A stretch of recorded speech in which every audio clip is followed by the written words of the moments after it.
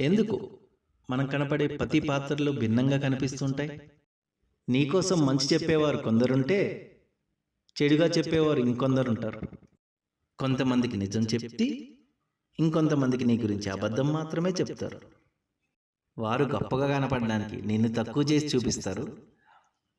వారు మెరుగని చూపించడానికి నిన్ను మలినం చేస్తారు. వారు బెస్ట్ అని చూపించుకోవడానికి నువ్వు వరస్ట్ అని చూపిస్తారు. కానీ ఇక్కడ ఆలోచించాల్సిన విషయం ఏమంటే, వారన్నంత మాత్రాన నీ అస్తిత్వం పోతుందా? లేదా మీరు కాకుండా పోతారా? లేదు, నువ్వు చేసిన మంచి కర్మలు మాయమైపోతాయా? లేదు కదా. ఒప్పుకుంటా, నీ కథను కొంతమంది వేరేలా చిత్రీకరించి మిమ్మల్ని విలన్లా చూపిస్తారు. కానీ ఇంకొంతమంది లైఫ్లో మీరే చాలా ముఖ్యమైన పాత్ర పోషిస్తారు.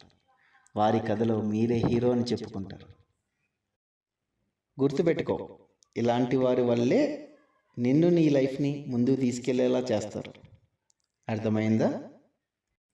నువ్వు ఎదుట వ్యక్తి గురించి ఏవైతే ఆలోచిస్తావో, ఏవైతే కోరుకుంటావో, ముందు నీకు జరుగుతుంది, తర్వాత తనకు జరుగుతుంది. లాస్ట్గా ఒకటి చెప్పాలనుకుంటున్నాను. చూస్తే చూసినట్లు మాట్లాడాలి, వింటే విన్నట్లు మాట్లాడాలి. అంతేగాని చూడకుండా వినకుండా తెలిసినట్లు మాట్లాడకూడదు.